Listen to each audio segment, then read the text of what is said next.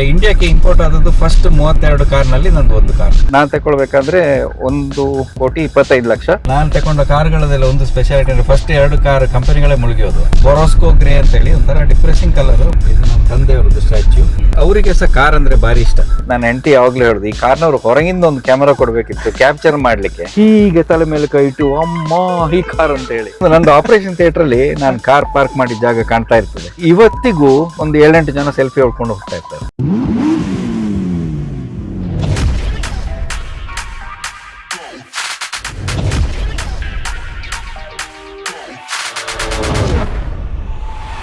Hello ನಮಸ್ಕಾರ ಸ್ನೇಹಿತರೆ, ಕಾರ್ವಾನ್ Kannada YouTube ಚಾನಲ್ಗೆ ಸ್ವಾಗತ. ಇವತ್ತಿನ ಈ ವಿಶೇಷ ಸಂಚಿಕೆಯಲ್ಲಿ ನಾವು ನಿಮಗೆ ಒಬ್ರು ಅಪ್ರತಿಮ ಕಾರು ಪ್ರೇಮಿಯ ಬಗ್ಗೆ ಪರಿಚಯ ಮಾಡಿಕೊಡ್ತೇವೆ. ಇವರ ಹೆಸರು ಕಿರಣ್ KV ಆಚಾರ್ಯ.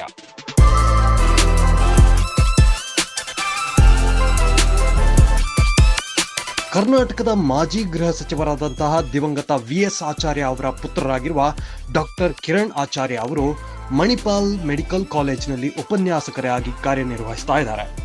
ಜೊತೆಗೆ ವೈದ್ಯರಾಗಿಯೂ ಸೇವೆ ಸಲ್ಲಿಸ್ತಾ ಇದ್ದಾರೆ. ಈಗಾಗಲೇ 100ಕ್ಕೂ ಅಧಿಕ ದೇಶಗಳಿಗೆ ಪ್ರವಾಸ ಕೈಗೊಂಡಿರುವ ಕಿರಣ್ ಆಚಾರ್ಯ ಅವರು ಅತ್ಯುತ್ತಮ ಛಾಯಾಗ್ರಾಹಕರು ಕೂಡ ಹೌದು. ಜೊತೆಗೆ ಚಿತ್ರಕಲೆಗಳು, ಹಳೆಯ ಕರಕುಶಲ ವಸ್ತುಗಳ ಸಂಗ್ರಹ ಕೂಡ ಇವರ ಮತ್ತೊಂದು ಹವ್ಯಾಸ. ನಿಮ್ಮೆಲ್ಲರ ಹಾಗೆ ಇವರಿಗೆ ಕೂಡ ಕಾರುಗಳು ಅಂದ್ರೆ ಪಂಚಪ್ರಾಣ. ಸದ್ಯ ಡಾಕ್ಟರ್ ಕಿರಣ್ ಆಚಾರ್ಯ ಅವರು 1 ಕೋಟಿಗೂ ಅಧಿಕ ಮೌಲ್ಯದ ಜಾಗ್ವಾರ್ I-PACE ಕಾರ್ನ ಮಾಲೀಕರಾಗಿದ್ದಾರೆ.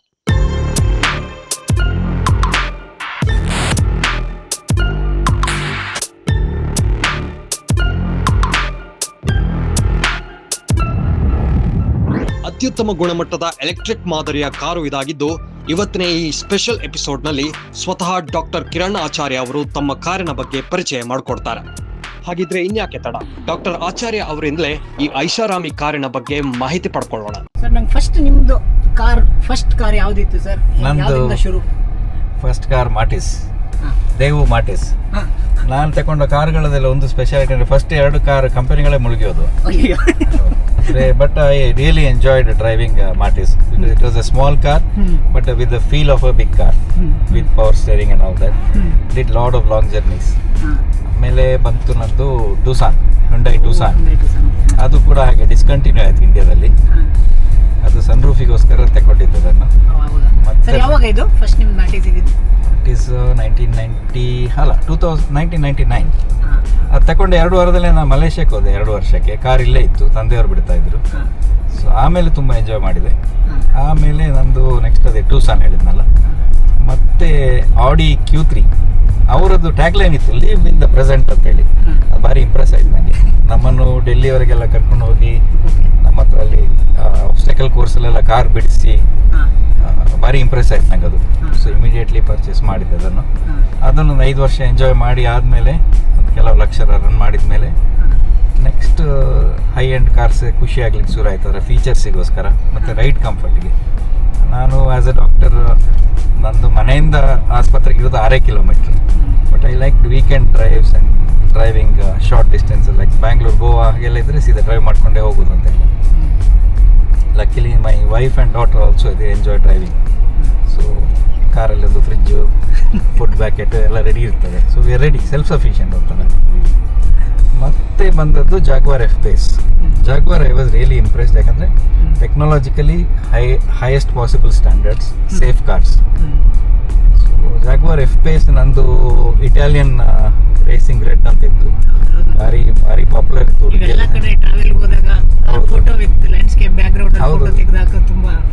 ಅದು ಯಾವ ಬ್ಯಾಕ್ಗ್ರೌಂಡಿಗೂ ಸೂಟ್ ಆಗ್ತಿತ್ತು ಆ ಕಲರ್, ಅದು ಇನ್ನೊಂದು ಗಮ್ಮತ್ ಅದರಲ್ಲಿ.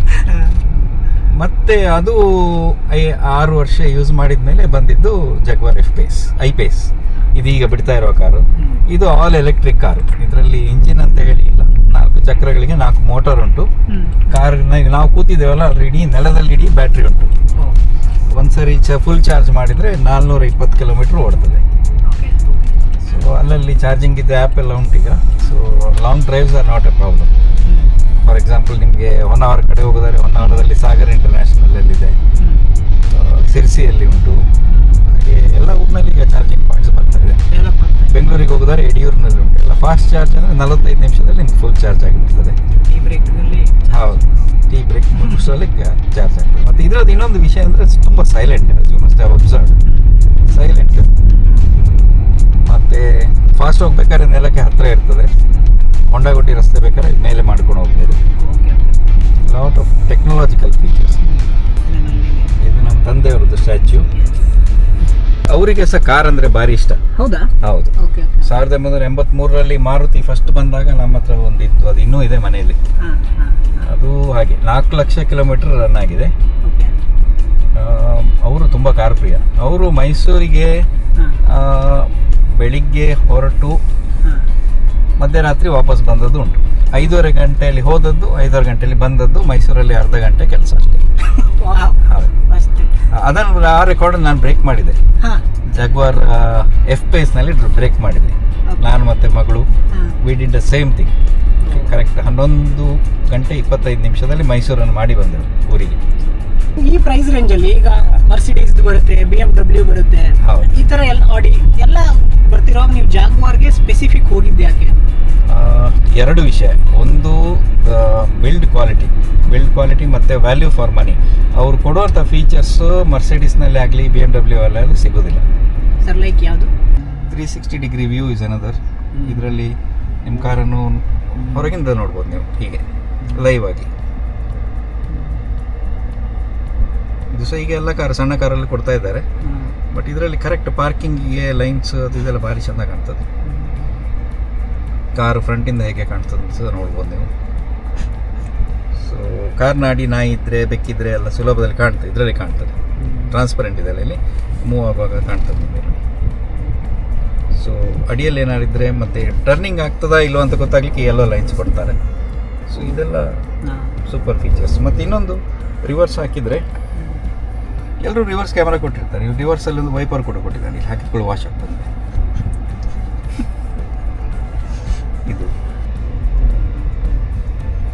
ಇದು 180 ಹೈಯೆಸ್ಟ್ ಹೋಗಿದ್ದಾನೆ. ಆಮೇಲೆ ಹೋಗ್ಲಿಕ್ಕೆ ನನಗೆ ಇಲ್ಲಿ ನಮ್ಮ ರಸ್ತೆಯಲ್ಲಿ ಧೈರ್ಯ ಆಗೋದಿಲ್ಲ. ನಮ್ಮ ರಸ್ತೆಯಲ್ಲಿ ಧೈರ್ಯ ಆಗೋದಿಲ್ಲ. ಮತ್ತು ಎಸ್ಪೆಷಲಿ ಈ ಕಾರು ವರ್ಷಕ್ಕೆ ಒಂದೇ ಸರಿ ಸರ್ವಿಸ್. ಅದಕ್ಕೆ ಸರ್ವಿಸ್ ಮೇಲಿಂದ ಮೇಲೆ ಮಾಡಬೇಕಂತ ಇಲ್ಲ. ಇಂತಿಷ್ಟು ರನ್ನು ಹಾಗೇನಿಲ್ಲ, ಇಲ್ಲ, ವರ್ಷಕ್ಕೊಮ್ಮೆ ಸರ್ವಿಸ್ ಅಷ್ಟೇ. ಆಮೇಲೆ ಅದರಲ್ಲಿ ಸರ್ವಿಸಬಲ್ ಪಾರ್ಟ್ಸ್ ಏನು ಹೆಚ್ಚಿಲ್ಲ. ಇದರಲ್ಲಿ ಬ್ರೇಕ್ ಶೂ ತೆಗಿಬೇಕಷ್ಟೇ, AC ಮೇಂಟೆನೆನ್ಸ್ ಅಷ್ಟೇ ಎಲ್ಲ ಇರೋದು. ಮತ್ತು ಎಲೆಕ್ಟ್ರಿಕ್ನಲ್ಲಿ ನಾನು ತಗೊಳ್ಳೋ ಕಾಲಕ್ಕೆ ಇದು ತಗೊಂಡಿಗೆ 3 ವರ್ಷ ಆಯಿತು. 3 ವರ್ಷದ ಹಿಂದೆ ದೇವರ್ not many options in high end electric cars. ಹಾಗಾಗಿ ಇದನ್ನು ಚೂಸ್ ಮಾಡಿದ್ದು. ಈ ಕಲರ್ ಸಹ ನಂದು ಚಾಯ್ಸ್ ಅಲ್ಲ, ಬೊರೋಸ್ಕೋ ಗ್ರೇ ಅಂತೇಳಿ ಒಂಥರ ಡಿಪ್ರೆಸಿಂಗ್ ಕಲರ್. ಬಟ್ ತಗೊಂಡ್ಮೇಲೆ ಖುಷಿ ಆಗ್ಲಿಕ್ಕೆ ಶುರು ಆಯಿತು. ಬಟ್ ಆಗ ಚಾಯ್ಸ್ ಇರಲಿಲ್ಲ. ಇಂಡಿಯಾಕ್ಕೆ ಇಂಪೋರ್ಟ್ ಆದದ್ದು ಫಸ್ಟ್ 32 ಕಾರ್ನಲ್ಲಿ ನಂದು ಒಂದು ಕಾರು, ಆ್ಯಕ್ಚುಲಿ ಕೊನೆಯ ಕಾರು. ಹಾಗಾಗಿ ನನಗೆ ಯಾವುದೇ ಚಾಯ್ಸ್ ಇರಲಿಲ್ಲ. ಡೆಮೋ ಕಾರ್ ಸಿಲ್ವರ್ ತೋರಿಸಿದ್ರು, ಮತ್ತು ಇದನ್ನು ಈ ಬೊರೋಸ್ಕೋ ಗ್ರೇ ತಗೊಳ್ಬೇಕಾಯ್ತು ನಾನು. ಫುಲ್ ಅದೇ. ಹೌದು, ಅದೇ ರೀಕ್ರಿಯೇಟ್ ಮಾಡ್ಕೊಂಡು. ರೀಕ್ರಿಯೇಟ್ ಮಾಡಿ ಎಕ್ಸಾಕ್ಟ್ಲಿ. ಇಲ್ಲಿ ಎಲ್ಲೂ ಇಲ್ಲ ಅದು ಎಲ್ಲೋ ಲೈನ್ಸು. ಸರ್ ನಿಮ್ದು ಹಳೆ ಜಾಗ್ವಾರ್ ಎಷ್ಟು ರನ್ ಮಾಡಿದ್ರಿ ಸರ್? ಹಳೆ ಜಾಗ್ವಾರ್ ಸಾಧಾರಣ ಒಂದು 3 ಲಕ್ಷ ರನ್ ಆಗಿದೆ. 3 ಲಕ್ಷ? ಹೌದು ಹೌದು ಹೌದು. ಅದು ಡೀಸೆಲ್ ಇತ್ತು. ಅದರಲ್ಲಿ ನಾನು ತುಂಬ ಸುತ್ತಾಡಿದ್ದೇನೆ. I really enjoyed that F Pace. All wheel drive, 4 wheel drive always active ಈ ಕಾರ್ನಲ್ಲಿ. ಮತ್ತು ಇದರಲ್ಲಿ ಸಿಕ್ಕುವ ಜಿಪ್ ಇದೆಯಲ್ಲ, ಫಾರ್ ಎಕ್ಸಾಂಪಲ್ ಈಗ ನಾನು ಜಂಪ್ ಮಾಡ್ತೇನೆ ನೋಡಿ, ನಿಮ್ಮ ಬ್ರೈನ್ ಒಮ್ಮೆ ಹಿಂದೋಗಿ ಬರ್ತದೆ ವಾಪಸ್. ಈ ಜಿಪ್ ಈಗ 0 to 120 ಇನ್ 6 seconds. ಹಾಗಾಗಿ always you have to wear the belt and always you have to warn those who are seated with you that you are going to zip. For example, ಇಲ್ಲಿ ನೋಡಿ, ಈ zip ನಿಮಗೆ ಯಾವ ಕಾರಲ್ಲೂ ಸಿಕ್ಕೋದಿಲ್ಲ, ಈ electric ಕಾರಲ್ಲಿ ಮಾತ್ರ ಸಿಗ್ತದೆ. ಎಲೆಕ್ಟ್ರಿಕ್ ಕಾರ್ ಬಿಟ್ಟ ಮೇಲೆ ನಿಮಗೆ ಮತ್ತೆ ಇದು ಕಂಟಿನ್ಯೂಸ್ಲಿ ವೇರಿಯಿಂಗ್ ಇದೆಲ್ಲ, ಒಂಥರ ಗೇರ್ ಅಂತಿಲ್ಲ. ಸೊ ಸಿಟಿ ಡ್ರೈವಿಂಗಿಗೆ ಭಾರಿ ಒಳ್ಳೆಯದು. ಮತ್ತು ಹೈವೇಲಿ ಹೋಗ್ಬೇಕಾದ್ರೆ ಕ್ರೂಸ್ ಕಂಟ್ರೋಲ್ ಹಾಕಿಬಿಟ್ರೆ you can keep driving and enjoying the scenery and car will be going it its own place. ಜಾಗ್ವಾರಲ್ಲಿ ಒಂದ್ಸರಿ ನೀವು ಸರ್ವಿಸಿಂಗಿಗೆ ಇಟ್ಟರೆ ಸಾಧಾರಣ ಮಿನಿಮಮ್ 20,000 ಬರ್ತದೆ ಸರ್ವಿಸಿಂಗ್ಗೆ. ಆಮೇಲೆ ನಿಮ್ಮದು ಸ್ಪೇರ್ಸ್ ಚೇಂಜ್ ಮೇಲೆ ಹೋಗ್ತದೆ. ಅದರಲ್ಲಿ ಆಲ್ವೇಸ್ ಪರ್ಚೇಸ್ ಮಾಡುವಾಗ ಏನಂದರೆ ಅವ್ರದ್ದು ಹೈಯೆಸ್ಟ್ ಪಾಸಿಬಲ್ ಇದರಲ್ಲಿ ತಗೊಳ್ಬೇಕು, ಇನ್ಶೂರೆನ್ಸ್ ಇದರಲ್ಲಿ ಕವರೇಜಲ್ಲಿ, ಪ್ಲಸ್ ಮೇಂಟೆನೆನ್ಸ್ ಇದನ್ನು ಸೇರಿಸಿ ತಗೊಳ್ಬೇಕು. ಆಗ ಸ್ಪೇರ್ಸಲ್ಲೆಲ್ಲ ತುಂಬ ಡಿಸ್ಕೌಂಟ್ ಸಿಗ್ತದೆ. ಅದು ಸಿಲ್ವರ್ ಪ್ಲ್ಯಾನ್, ಡೈಮಂಡ್ ಪ್ಲ್ಯಾನ್ ಅಂತೆಲ್ಲ ಇದೆ. ಅದು 3 ವರ್ಷಕ್ಕೆ 5 ವರ್ಷಕ್ಕೆಲ್ಲ ಎಕ್ಸ್ಟೆಂಡೆಡ್ ಪ್ಲ್ಯಾನ್ ಕೂಡ ತಗೊಳ್ಬೋದು ನೀವು. ಸರ್ ಈ ಕಾರ್ಗೆ ಎಷ್ಟಾಗುತ್ತೆ ಈ ಕಾರಿಗೆ ನಾನು ಕೊಡುವಾಗ 1.25 ಕೋಟಿ ಇತ್ತು, ಈಗ 1,40,00,000 ಏನೋ ಆಗಿದೆ. ಮತ್ತು ನಾನು ತಗೊಳ್ಳುವಾಗ ಇದಕ್ಕೆ 0 ರೋಡ್ ಟ್ಯಾಕ್ಸ್ ಇತ್ತು, ಯಾಕಂದ್ರೆ ಗ್ರೀನ್ ಇನ್ಸೆಂಟಿವ್ ಅಂತೇಳಿ. ಆದರೆ ಈಗ ಸಿದ್ದರಾಮಯ್ಯವರು ಬಂದ ಮೇಲೆ ಇದಕ್ಕೆ ಪ್ರೈಸ್ನ ಮೇಲೆ ಅದಕ್ಕೆ ಇದು ಟ್ಯಾಕ್ಸ್ ಹಾಕಿದ್ದಾರೆ. So about 25 lakhs extra tax ಬರ್ತದೆ. ಸೊ ಆಲ್ಮೋಸ್ಟ್ 1,65,00,000 ಆಗ್ತದೆ ಈಗ ತಗೊಳ್ಳೋದಾದ್ರೆ. ನಾನು ತಗೊಳ್ಬೇಕಾದ್ರೆ 1,25,00,000, ಅದ್ರ ಮೇಲೆ 0 ಟ್ಯಾಕ್ಸ್, ಹಾಗಾಗಿ ಟ್ಯಾಕ್ಸ್ ಕಟ್ಟಲಿಕ್ಕೆ ಬರಲಿಲ್ಲ. ಸರ್ ಯೂಶುವಲಿ ಎಲ್ರಿಗೂ ಒಂದಿರುತ್ತಲ್ಲ, ಏನೇ ಇದ್ರು ಇಷ್ಟೆಲ್ಲ ನಂಗೆ ಇಷ್ಟ, ಒಂದು ನನಗೆ ಈ ಕಾರಲ್ಲಿ ಇಷ್ಟ ಆಗಲ್ಲ ಅಂತ, ಆ ಥರದ್ದು ಏನಾದರೂ ಇದೆ ನಿಮ್ಮ ಕಾರಲ್ಲಿ? ಈ ಕಾರ್ ಇರಲಿ, ಹಳೆ ಕಾರ್ ಇರಲಿ? ಸದ್ಯಕ್ಕೆ ಯಾವುದಿಲ್ಲ, ಏನೋ ಇದು ನಂದು ಕೊಡ್ಬೋದಿತ್ತು ಆ ಥರ? ಇಲ್ಲ, ನಮಗೆ ಸಾಧಾರಣ ಈ ಕಾರ್ ತಗೊಂಡ್ಮೇಲೆ ಎಷ್ಟೋ ಫೀಚರ್ಸ್ ತಗೊಂಡ ಮೇಲೆ ಗೊತ್ತಾಗ್ತಾ ಹೋಗಿದ್ದು, ಇಲ್ಲಿ ಒಂದಿದೆ ಅಂತ. ಇಲ್ಲಿ ಫೋನ್ ಇಟ್ಟರೆ ಚಾರ್ಜ್ ಆಗ್ತದೆ, ಅಲ್ಲಿ ಒಂದು ಟೈಪ್ ಸಿ ಚಾರ್ಜರ್ ಆಗಲೇ 3 ವರ್ಷದ ಹಿಂದೆ ಕೊಟ್ಟಿದ್ದಾನವ.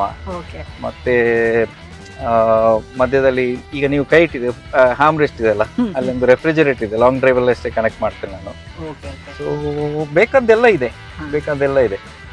ಒಂದೇ ಅಂದರೆ ಇದರದ್ದು ಎಲೆಕ್ಟ್ರಿಕ್ ಕಾರ್ನ ಡಿಸ್ಅಡ್ವಾಂಟೇಜ್ ಏನಿದೆ ಅದಿರ್ತದೆ. 400 kilometre you have to plan for your recharging. But plan ಮಾಡಿ ಟ್ರಾವೆಲ್ ಮಾಡೋರಿಗೆ ತೊಂದರೆ ಇಲ್ಲ. ನೆಕ್ಸ್ಟ್ ಯಾವ ಕಾರ್ ಪ್ಲಾನ್? ನೆಕ್ಸ್ಟ್ ಇನ್ನೂ ಡಿಸೈಡ್ ಆಗಿಲ್ಲ, ಆಪ್ಷನ್ಸ್ ಆರ್ ಮೆನಿ. ಮತ್ತೆ ಈಗ customer is the king in India. So ಒಳ್ಳೆ ಕಾರ್ಗಳು ಬರ್ತಾ ಇದ್ದಾವೆ. But I might continue with the loyalty. ಯಾಕಂದರೆ ಇವರದ್ದು ಹೇಗಂದ್ರೆ, ಈಗ ನಾನು ಸರ್ವಿಸಿಂಗ್ ಇಡಬೇಕಂದ್ರೆ ಕರ್ಟಸಿ ಕಾರ್ ನನಗೆ ಬೇಕು, ಮುಂದಿನ ವಾರ ಕಾರ್ ಸರ್ವಿಸ್ ಇಡ್ತಾನೆ ಹೇಳಿದ್ರೆ, ಅವ್ರು ಕಾರ್ ರೆಡಿ ಆದ ಕೂಡಲೇ ನನ್ನ ಆಫೀಸಿಗೆ ಬಂದು ಅವರ ಕಾರನ್ನು ಇಟ್ಟು ನನ್ನ ಕಾರನ್ನು ತಗೊಂಡು ಹೋಗ್ತಾರೆ. ಆ service is very good for doctor like me. ಮತ್ತು ಈ ಕಾರ್ನ ಇನ್ನೊಂದು ಎಕ್ಸೈಟಿಂಗ್ ಪಾರ್ಟ್ ಅಂದರೆ, ಈ ಸಣ್ಣ ಮಕ್ಕಳ ಮುಖದ ಮೇಲಿದ ಎಕ್ಸ್ಪ್ರೆಷನ್ ನಮ್ಮನ್ನು ನೋಡುವಾಗ. ನಾವು ಡ್ರೈವ್ಸ್ ಹೋಗುವಾಗ ಸಂಜೆ ನನ್ನ ಹೆಂಡತಿ ಯಾವಾಗಲೂ ಹೇಳೋದು, ಈ ಕಾರ್ನವ್ರು ಹೊರಗಿಂದ ಒಂದು ಕ್ಯಾಮರಾ ಕೊಡಬೇಕಿತ್ತು ಕ್ಯಾಪ್ಚರ್ ಮಾಡಲಿಕ್ಕೆ. ಈ ಸಣ್ಣ ಮಕ್ಕಳು ಒಬ್ಬ ಹೀಗೆ ತಲೆ ಮೇಲೆ ಕೈ ಇಟ್ಟು ಅಮ್ಮ ಈ ಕಾರ್ ಅಂತ ಹೇಳಿ, ಹಾಗೆ ಅಂಥದ್ದೆಲ್ಲ ಎಕ್ಸ್ಪ್ರೆಷನ್ಸ್ ಆರ್ ಪ್ರೈಸ್ಲೆಸ್. ಅದು ಪ್ರೈಸ್ಲೆಸ್ ಮೂಮೆಂಟ್ಸ್. ನಾವೆಲ್ಲ ಒಬ್ರು ಅದರಲ್ಲಿ. ಮತ್ತೆ ಇನ್ನೊಂದು, ನಂದು ಆಪರೇಷನ್ ಥಿಯೇಟ್ರಲ್ಲಿ ನಾನು ಕಾರ್ ಪಾರ್ಕ್ ಮಾಡಿದ ಜಾಗ ಕಾಣ್ತಾ ಇರ್ತದೆ. ಅದ್ರ ಇದರಲ್ಲಿ ಇವತ್ತಿಗೂ ಒಂದು 7-8 ಜನ ಸೆಲ್ಫಿ ಹೊಡ್ಕೊಂಡು ಹೋಗ್ತಾ ಇರ್ತಾರೆ. Super sir, thank you so much ನಿಮ್ಮ ಟೈಮ್ ಕೊಟ್ಟಿದ್ದಕ್ಕೆ, ನಮಗೆ ಕಾರ್ ಬಗ್ಗೆ ಸ್ಟೋರಿ ತಿಳಿಸ್ಕೊಟ್ಟಿದ್ದಕ್ಕೆ. Happy to share the moments.